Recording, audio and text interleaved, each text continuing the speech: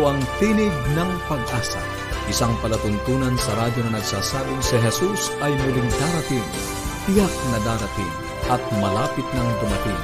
Kaya kaibigan, kumandatan siya sa lubungin.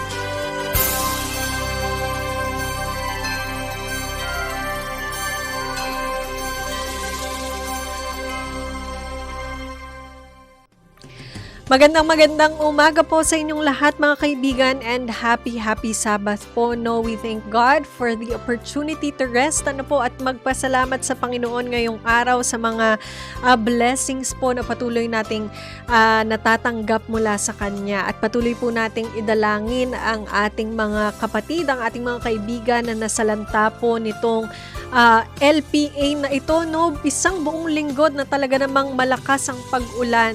At ipanalangin po natin ang mga kaibigan na binaha po dahil po dito. At mga kaibigan, magsama-sama po tayo sa isang oras ng talakayan tungkol sa pagpapanatiling matatag ng ating relasyon sa loob ng tahanan at pagtuklas ng pag-asang nagmumula sa salita ng Diyos. Muli ako po si Lou de los Reyes Imperial, at kami nga po ay patuloy pa rin ang pamimigay ng mga libreng aklat aralin sa Biblia. Kung kayo po ay nagnanais sa makatanggap, ay tumawag lamang po o mag-text sa 0917-1742-777, 0917-1742-777, o di kaya naman sa 0968-8536-607, 0968-8536-607. At para naman po sa ating Facebook and YouTube channel, i-search lamang po ang Adventist World Radio Manila, o di kaya naman magpadala ng email sa connectedadventist.ph. Mga kaibigan, sa hakbang sa kalusugan, ang atin pong pag-uusapan ay patungkol pa rin sa Power Brain. Kaya naman po ibigay natin ang panahon kay Doc Blessy Varona para sa bahaging hakbang sa kalusugan. Happiness is medicine. Alam niyo ba po yung sabi ng Biblia, a merry heart doeth good like a medicine? Pero may mga bagay-bagay na kailangan nating maintindihan. Dahil ang Panginoon, pinagpala na tayo eh. Tayo ay kanyang nilalang sa very special way. Tapos, alam niyo ba po yung verse na sinasabing sa Psalms 139 verse 14, pinupuri kita sapagkat ako'y kahanga-hanga at kamanghamanghang nilikha. Wow, grabe.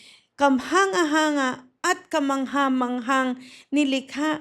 So, maniwala tayo sa sarili natin talaga na kahanga-hanga at kamangha-mangha. At dahil kahanga-hanga at kamangha-mangha, sana po yung papuri natin sa Panginoon ay talaga'y walang hanggan. Dahil siya naman ang naglalang eh. Siya ang lumikha ng kahanga-hangang meron tayo. Ngayon, ang mga tao, minsan hindi naniniwala sa basta lang sinabi ng Biblia. Hahanap pa talaga ng science.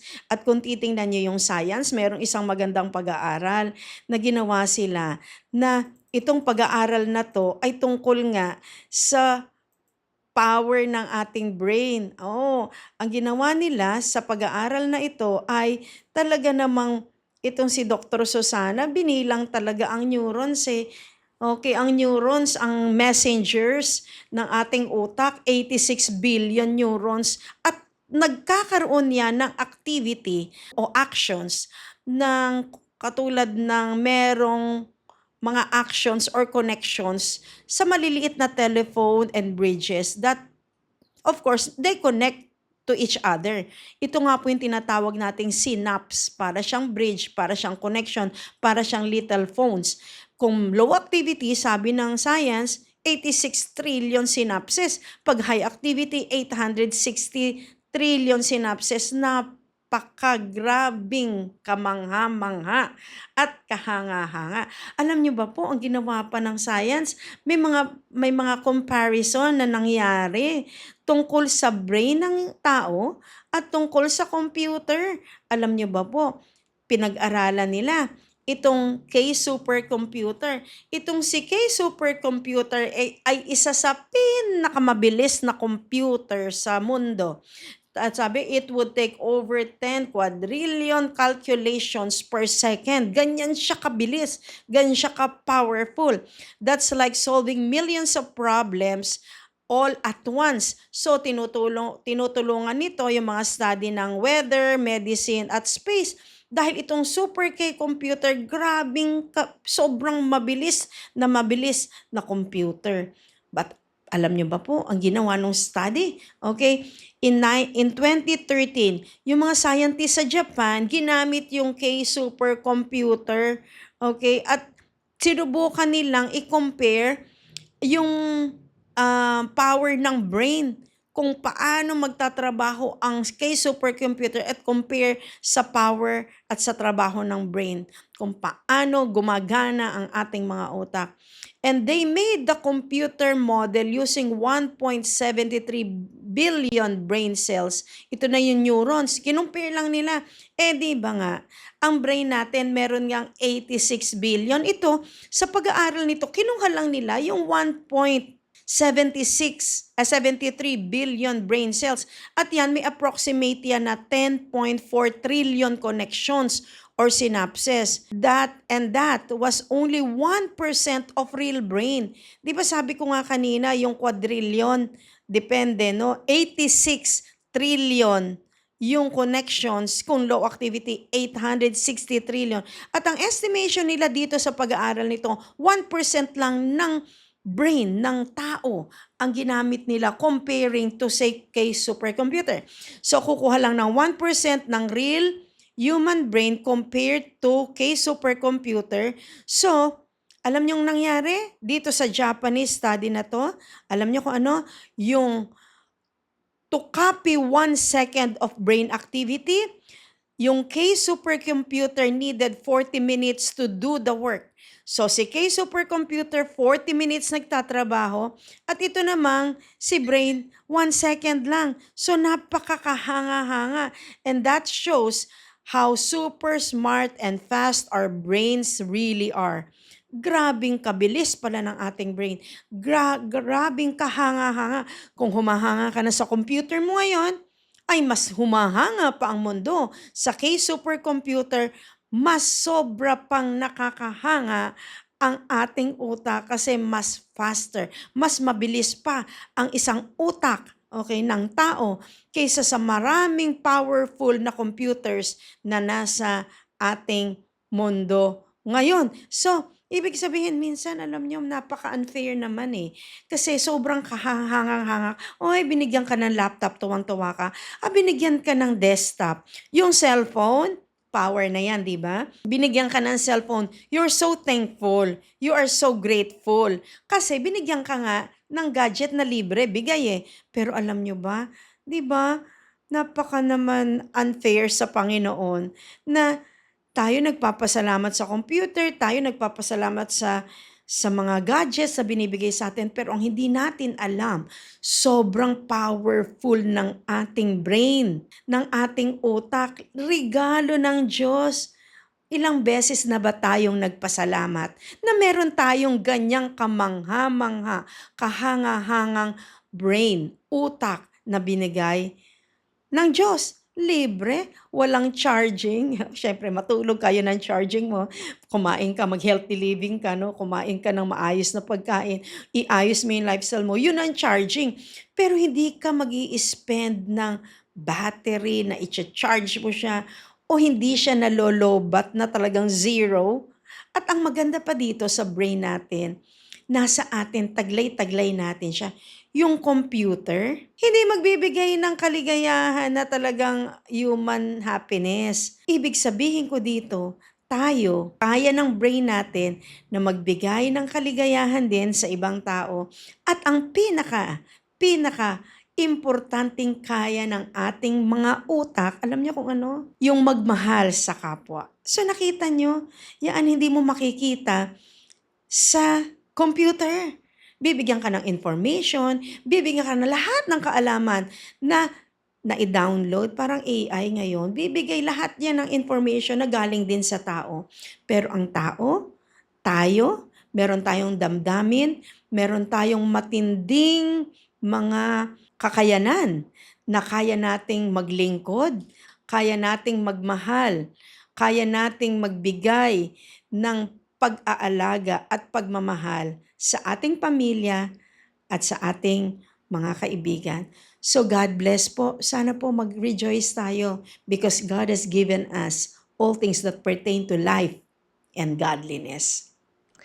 Maraming salamat po, Doc Blessy, sa inyong naibahagi sa amin this morning. And I hope ito po ay tumatak sa ating mga listeners na ilagay po natin sa positibo ang ating mga kaisipan para po tayo ay mas maligaya sa ating pamumuhay. At kung kayo po ay may mga katanungan o nagnanais na mag-share ng inyong mga refleksyon, ay ipadala lamang po yan sa 0917-1742-777. 0917-1742-777 o di kaya naman sa 0968-8536-607 0968-8536-607. At para naman po sa ating Facebook and YouTube channel, isearch lamang po ang Adventist World Radio Manila o di kaya naman magpadala ng email sa connectedadventist.ph. Mga kaibigan, bago po tayo magpatuloy sa ikalawang bahagi ng ating programa, tayo po muna ay makarinig ng isang awitin.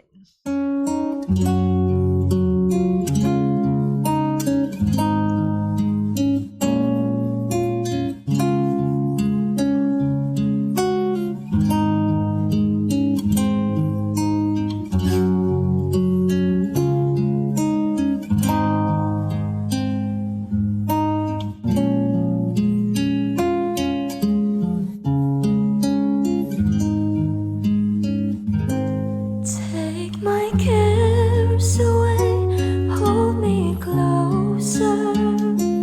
Is my heart today resting in your cover? Every hour may your peace soothe the fears that come my way. Teach me to breathe, Lord. Teach me to rest. All along this busy way, I'm heavy laden, grieving time I couldn't save, filled with burdens. In the middle of glamour, I seek to rest my soul, full of woes I couldn't conquer. I am lost and cold. Teach me to breathe, Lord. Teach me to rest. Forget the stifling mask we wear. Reach for freedom and some air. Every lie replaced with passion. Every truth be our redemption. Every hour be our communion. Take my cares away, hold me closer. Is my heart today resting in your cover? Every hour may your peace soothe the fears that come my way. Teach me to breathe, Lord. Teach me to rest.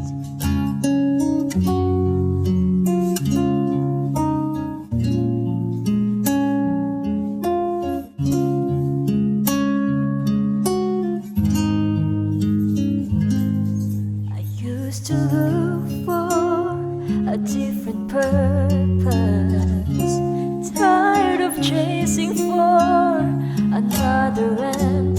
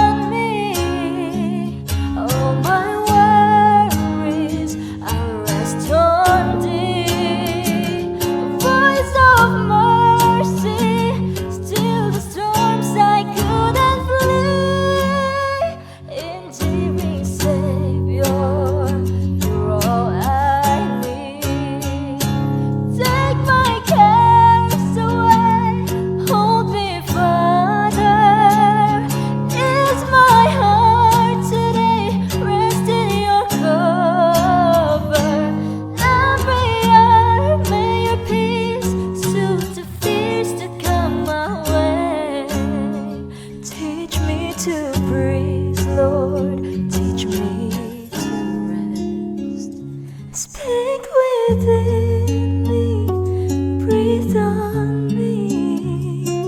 All my worries I'll rest on thee. A voice of mercy, still the storms I couldn't flee. Endearing Savior, you're all I need. Teach me to breathe, Lord, you're all I need. Teach me to rest, Lord, you're all I need. Maraming salamat po sa napakagandang mensahe ng awit. Ano po, tayo po'y dumako na sa ating pag-aaral ng Biblia. Alam niyo po mga kaibigan, isa po sa pinakamahalagang katotohanan ng Ebanghelyo ay ito.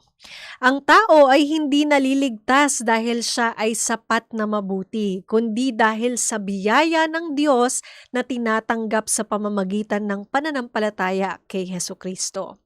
Ang salita pong justified o inaring ganap ay nangangahulugang itinuturing ng Diyos na matuwid ang makasalanang nagsisi at sumasampalataya kay Kristo. Hindi ibig sabihin na ang tao ay hindi na kailanman magkakamali, kundi tinatanggap siya ng Diyos dahil sa katwiran ni Jesus. Ang kaligtasan ay hindi gantimpala po sa ating mabubuting gawa. Ito po ay kaloob ng biyaya. Kaya naman po ang topic natin this morning ay pinamagatang Justified by Faith Alone. Ibigay po natin ang panahon kay Pastor Romy. Kumusta ka, kaibigan? Napakabuti ng ating Diyos.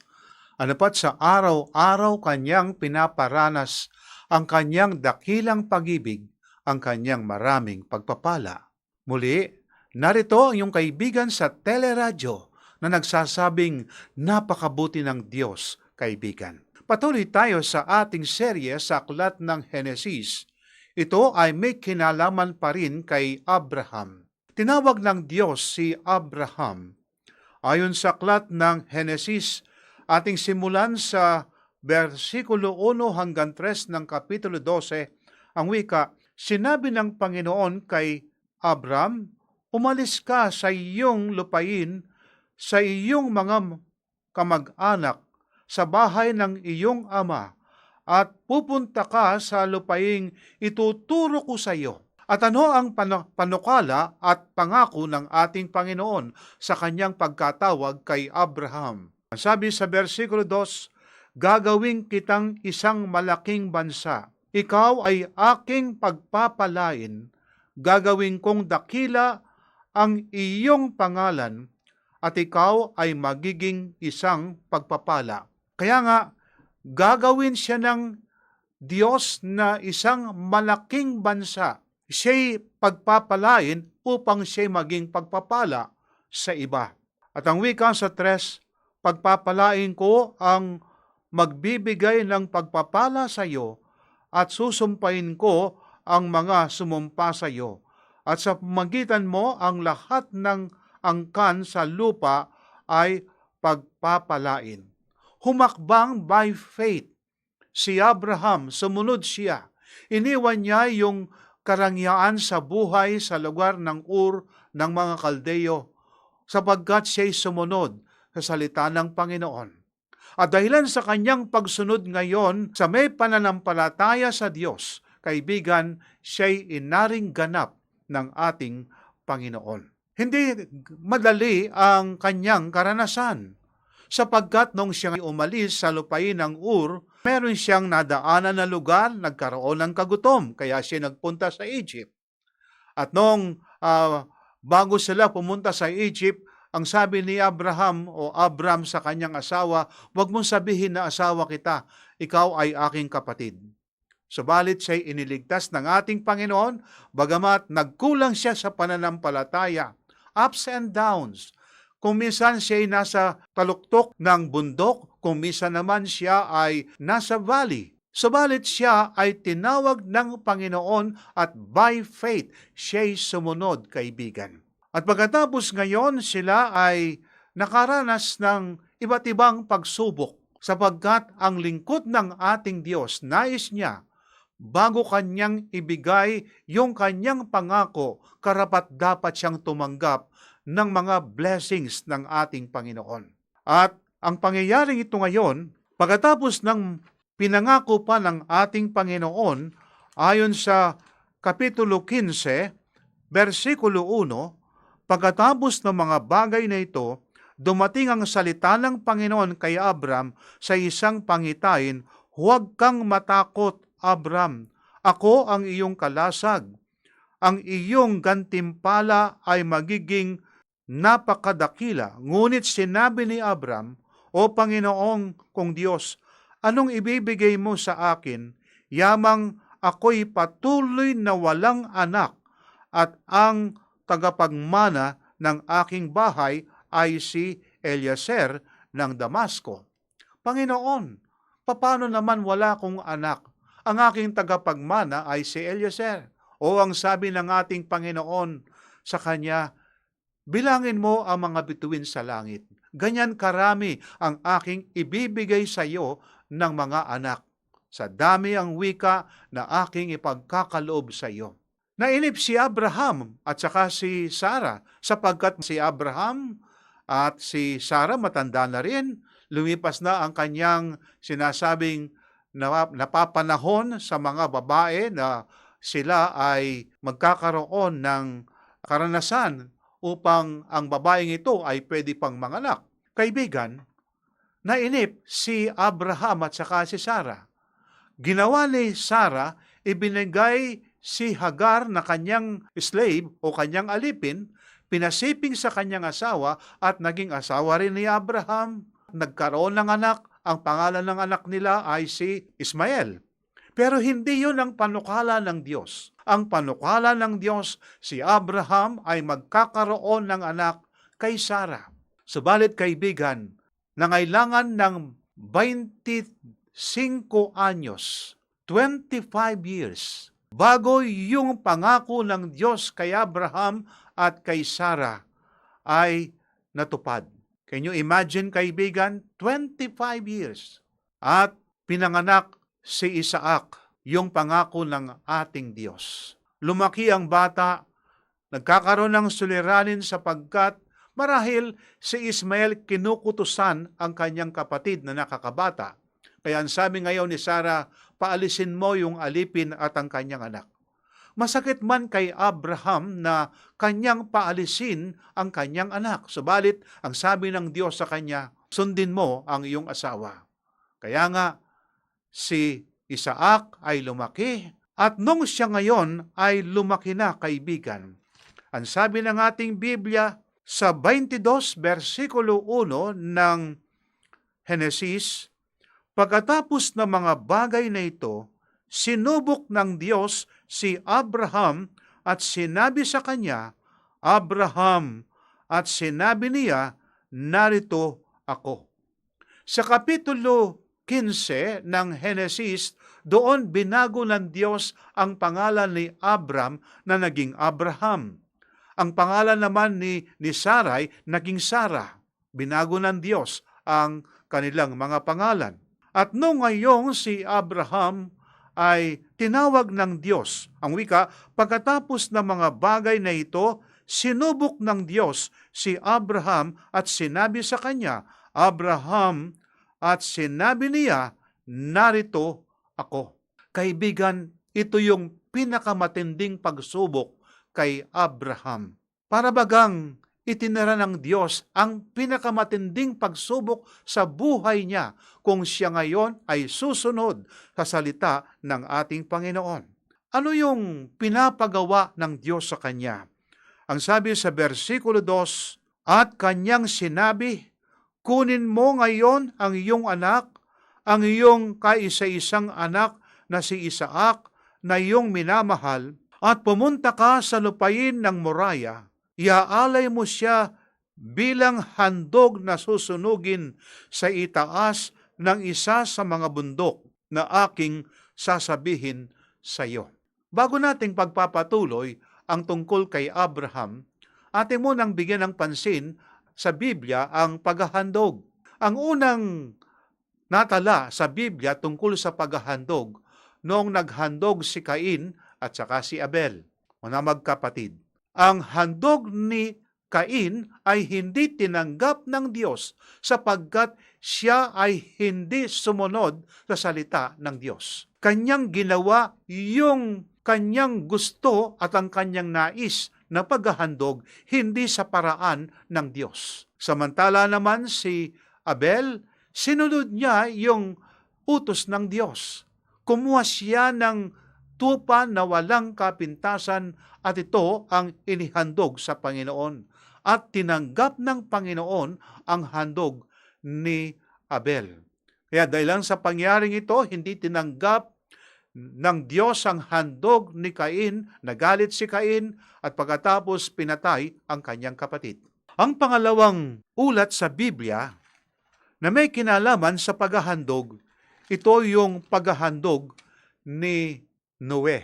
Ito ay natala sa Genesis 8, versikulo 20. Ipinagtayo ni Noe ng isang dambana ang Panginoon, kumuha siya sa lahat ng malinis na hayop at sa lahat ng malinis na ibon at nag-alay ng mga handog na sinusunog sa dambana. Ito yung pangalawa na ulat sa Biblia sa aklat ng Genesis. Ang naghandog dito pagkatapos ng baha, pinuri ni Noe ang Diyos at siya naghandog sa Diyos. Kinuha yung mga hayop at mga ibon na malinis at siya naghandog sa Diyos. At ngayon, ang pangatlong ulat na may kinalaman sa paghahandog, kaibigan, ito yung karanasan ni Abraham, kaibigan. Hindi sabihin natin na dapat maghandog ng isang bata, sapagkat sinasabi ng ating Biblia, huwag kang papatay. Subalit ang paghahandog ito na utos ng Diyos kay Abraham, ang mismong kanyang anak na natitira na kanyang minamahal na si Isaac, ang pinapahandog ng Diyos. Ang sabi ng ating Biblia, pagkatapos ng mga bagay na ito, sinubok. Ito ay isang pagsubok, kaibigan.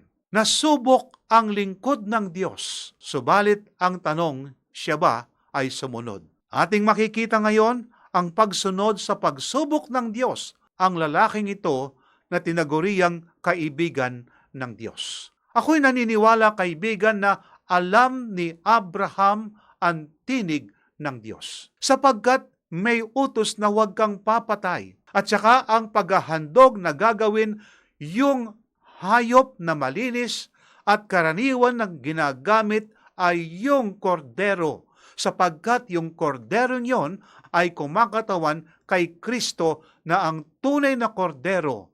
Yung korderong pinapatay, inihahandog sa panahon na si Kristo ay hindi pa namatay sa krus, kaibigan, ay sumisimbolo sa tunay na kordero, walang iba kundi si Kristo. Kaya nung nakita ngayon ni John the Baptist ang ating Panginoon, ayon sa San Juan Kapitulo 1, versikulo 29, ang wika, narito ang kordero ng Diyos nag-aalis ng kasalanan ng sanlibutan. Subalit sa pangyayaring ito, kaibigan, ang pinapahandog ng Diyos, walang iba kundi ang kanyang bugtong na anak. Kung ating ilarawan, kaibigan, noong sinabi ng Diyos sa kanya, ihandog mo ang iyong anak. Pumunta sa kwarto ng kanyang asawa ang lingkod ng Diyos na ito. Sasabihin kaya sa kanyang asawa ang nais ng Diyos na ipagawa sa kanya. Pagkatapos nagpunta sa kwarto ng kanyang anak, mahimbing ang kanyang pagtulog. Ano kaya kung kanyang gagawin ang sinasabi at utos ng ating Panginoon? Yung kanyang pinakamamahal na anak ay mawawala sapagkat mismo siya ang kikitil sa buhay ng kanyang anak. Ang sabi nga sa versikulo 2, at kanyang sinabi, kunin mo ngayon ang iyong anak, ang iyong kaisa-isang anak, na si Isaac na iyong minamahal, at pumunta ka sa lupain ng Moriah, iaalay mo siya bilang handog na susunugin sa itaas ng isa sa mga bundok na aking sasabihin sa iyo. Hindi lang basta kanyang papatayin ang kanyang anak, kundi pa naman kanyang susunugin bilang handog sa Diyos. Kaibigan, mabigat itong bagay na ito na pinapagawa ng Diyos. Subalit, ang Diyos ang nagsalita. Kilala niya ang tinig ng Diyos. Ang tanong, kaibigan, kilala mo ba at kilala ko ba ang tinig ng Diyos? Kapag ka sinaiba ng Diyos, ikaw ay aking anak, iyong ipangingiling ang aking sabat, at tuparin mo ang aking mga utos, tayo ba ay susunod, kaibigan? Napakabigat itong sinasabi na utos ng ating Panginoon kay Abraham. Subalit, kaibigan, alam ni Abraham, kilala niya ang tinig ng Diyos. At ang sabi sa versikulo 3, si Abraham ay maagang bumangon at inihanda ang kanyang asno. Isinama niya ang dalawa sa kanyang mga batang tauhan at si Isaac na kanyang anak. Nagsibak siya ng kahoy para sa handog na susunugin at siya'y naghanda at pumunta sa lugar na sinabi sa kanya ng Diyos. Versikulo 4, nang ikatlong araw ay tumingin si Abraham at kanyang natanaw ang lugar na iyon sa malayo. Ating tingnan, kaibigan, na yung kaniyang paglalakbay kasama ang dalawang kanyang bataan at ang kanyang anak, kaibigan, nangangulugan 3 araw ang kanilang paglalakbay. Malayo ang bundok ng Moriah, kaibigan. Malayo. Subalit, ito yung sinasabi ng ating Panginoon sa kanya. Kaibigan, noong kanyang inihanda ang kanyang kahoy na gagamitin sa kanyang paghahandog, nagsibak ng kahoy. Nangangulugan kung tayo maghahandog sa Diyos, maghahanda tayo sa ating pangbahay, dala-dala natin ngayon ang ating sinasabing gamit sa ating paghahandog at gayon din ang ating handog.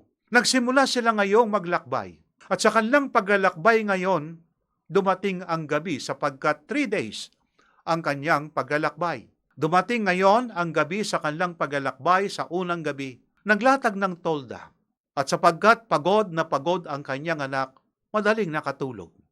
Wala siyang alam ang kanyang anak kung ano ang utos ng Panginoon, maging ang dalawang alipin, wala silang alam. Ang nakakalam lang ang Diyos at gayon din si Abraham. At noong gabing yon, si Abraham ay lumabas sa kanyang tolda. Nais niyang marinig ang tinig ng Diyos. Nasasabihin ng Diyos sa kanya, Abraham, alam ko na ikaw ay may takot sa akin. Ikaw ay handang sumunod sa akin. Bumalik ka na kasama ng iyong anak at ang iyong anak ay buhay. Subalit, kaibigan, noong gabing yon, wala ang tinig ng Diyos. Sa pangalawang araw, naglakbay muli si Abraham kasama si Isaac at dalawang bataan. Dumating ngayon ang gabi. Sa pangalawang pagkakataon, kaibigan, lumabas si Abraham sa kanyang tolda. Kanyang nais pakinggan ang salita ng Diyos. Subalit tila baga tahimik, wala ang tinig ng Diyos. At pagkatapos ngayon ng wika sa versikulo 5, sinabi ni Abraham sa kanyang mga batang tauhan, maghintay kayo rito ng asno. At ako at ang bata ay pupunta roon upang kami ay sumamba. Babalikan namin kayo. Kaibigan, sa paniniwala ni Abraham sa kanyang paghandog sa Diyos, ito ay isang uri ng pagsamba. Kaya kapag tayo naghahandog sa Panginoon, tayo'y umaawit ng doxology, praise God from all the blessings flow, kinikilala natin sa Diyos nang gagaling ang ating ngayong mga pagpapala. Kaya nga, ang ating paghahandog, ito ay isang pagsamba sa Diyos. At nung ngayong sinabi ni Abraham, dumito kayo, nais ni Abraham na sila lang mag-ama ang pupunta sa taluktok ng bundok ng Moriah. Kaibigan, alam mo ba yung bundok ng Moriah? Ito yung sa ulat sa 2 Samuel, ito yung binili ni King David, nagiikan ng isang Jebuseo, at Dito rin tinayo, kaibigan, ang sinasabing templo sa Jerusalem, na kung saan si Solomon ay tinayo ang templo ng Diyos sa Jerusalem. At nung sila ngayon ay papunta na sa taluktok ng bundok, ang sabi sa versikulo 6, at kinuha ni Abraham ang kahoy na handog na susunugin at ipinasan kay Isaac na kanyang anak. Dinala niya sa kanyang kamay ang apoy at ang patalim at sila'y umalis na magkasama. Ito ay ginagawa ni Abraham at alam ng kanyang anak ang estilo o yung paghahandog ng kanyang ama. Subalit kaibigan, nagtataka ngayon si Isaac. Dati-dati meron silang tupang dala, pero ngayon maghahandog sa Diyos pero walang tupa. Kaya ang sabi sa versikulo 6, at kinuha ni Abraham ang kahoy na handog na susunugin at ipinasan kay Isaac na kanyang anak. Dinala niya sa kanyang kamay ang apoy at ang patalim at sila'y umalis na magkasama. 7. Nagsalita si Isaac kay Abraham na kanyang ama, ama ko, at kanyang sinabi, narito ako anak. Sinabi niya, narito ang apoy at ang kahoy, ngunit nasaan ang korderong handog na susunugin? Ama, nakahanda na itong ating dapat na gawin at gamitin. Nakasalansan na ang mga kahoy sa ating ngayong burn offering. Subalit, Ama, nasaan ang tupa na ating handog sa Panginoon? And the only answer ng Ama sa kanyang anak, God will provide. Anak, ang Diyos ang siyang magbibigay. Kaya ang sabi pa kung ating pagpapatuloy na basahin ang banal na kasulatan, kaya't sinabi ni Abraham, anak ko, ang Diyos ang magkakaloob ng korderong handog na susunugin at sila'y umalis na magkasama. 9. At sila'y dumating sa lugar na sinasabi sa kanya ng Diyos. Nagtayo roon si Abraham ng isang dambana, inayos ang kahoy at tinalian si Isaac na kanyang anak at inilagay sa ibabaw ng kahoy na nasa ibabaw ng dambana. Kaya nga, noong nakahanda na yung altar of burnt offering ngayon, Ama, nasaan ang tupa, ang ating handog na susunugin sa Diyos? Hinawakan ni Abraham ang shoulder ng kanyang anak, ang kanyang balikat. At pagkatapos ang sabi ng ama sa kanyang anak, anak, nung isang gabi ay nagsalita ang Diyos sa akin. At ang nais ng Diyos na handog, anak, ikaw. And for the last time ay kanyang hinalikan ang kanyang anak, niyakap, anak, mahal kita, subalit mahal ko ang Diyos. At ako'y susunod sa salita ng Diyos. Kaibigan, ang sabi ng anak, Ama, talian mo na ang aking mga kamay at ang aking mga paa. At tinulungan pa ni Abraham ang kanyang anak na maiga sa mga kahoy. At ang sabi ng ating Biblia, sa versikulo 10, iniunat ni Abraham ang kanyang kamay at hinawakan ang patalim upang patayin ang kanyang anak. 11. Ngunit tinawag siya ng anghel ng Panginoon mula sa langit at sinabi, Abraham, Abraham, at kanyang sinabi, narito ako. 12. At sa kanya'y sinabi, huwag mong saktan ang bata o gawan man siya ng anuman sapagkat ngayon ay nalalaman ko na ikaw ay may takot sa Diyos at hindi mo ipinagkahit sa akin ang iyong anak, ang iyong kaisa-isang anak. Alam ba ni Abraham na siya'y pipigilin ng Diyos? Hindi niya alam. Subalit noong papatayin na ang kanyang anak, noong kanyang itinaas ang patalim, kaibigan, dun pa lang nangusap ang Diyos sa kanya. At sapagkat siya ay nagtapat sa Diyos, siya'y sumunod sa salita ng ating Diyos. Kaibigan, narito ang sabi ng ating Biblia, versikulo 15, mula sa langit ay muling tinawag ng anghel ng Panginoon si Abraham at sinabi niya, sumumpa ako sa aking sarili, wika ng Panginoon, sapagkat ginawa mo ito at hindi mo ipinagkait sa akin ang iyong anak, ang iyong kaisa-isang anak. tunay na pagpapalain kita at pararamihin ko ang iyong binhi na gaya ng mga bituin sa langit at ang mga buhanginan sa baybayin ng dagat at makakamit ng iyong binhi ang pintuang bayan ng iyong mga kaaway. At ang pangako ng Panginoon, kaibigan, sa binhi ni Abraham, ipapanganak ang Mesiyas sa kanyang pagkakatawan tao. Kaibigan, si Abraham ay kaibigan ng Diyos. Alam niya ang tinig ng Diyos. Siya'y sumunod.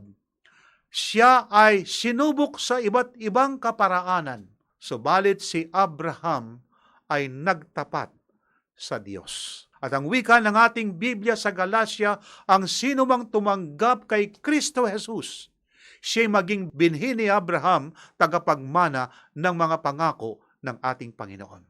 Kaibigan, kapag ka tinanggap mo si Kristo na iyong tagapagligtas, ikaw ay subject sa mga pangako ng Diyos kay Abraham sapagkat tinanggap mo si Kristo na iyong tagapagligtas. Bago tayo magtatapos sa pag-aaral na ito, nais kong basahin ang sinasabi sa San Marcos 11:22 hanggang 24. At sumagot si Jesus sa kanila, magkaroon kayo ng pananampalataya sa Diyos.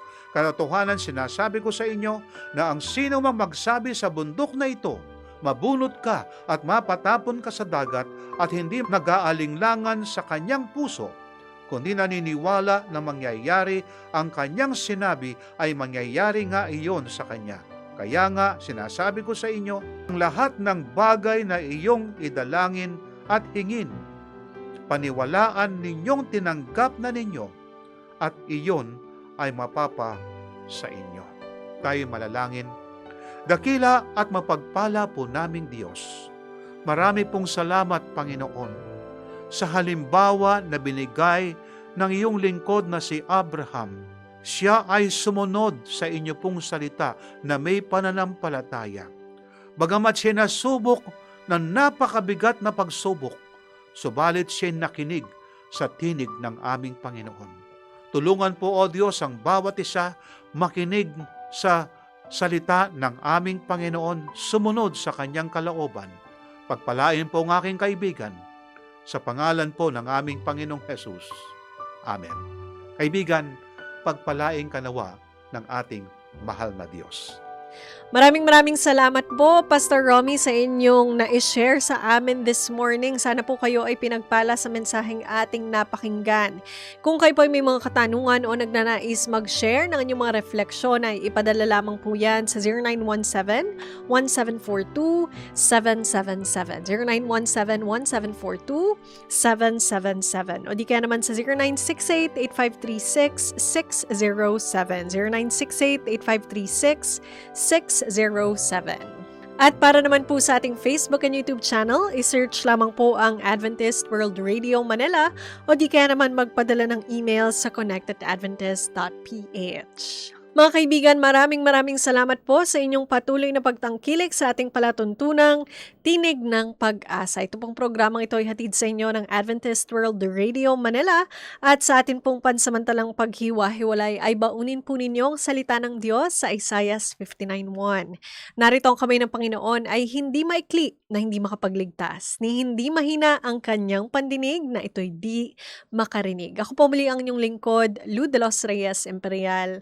Bukas pong muli. Ito ang Tinig ng Pag-asa, isang palatuntunan sa radyo na nagsasabing si Jesus ay muling darating, tiyak na darating at malapit nang dumating. Kaya kaibigan, kumandatan siya sa lubungin.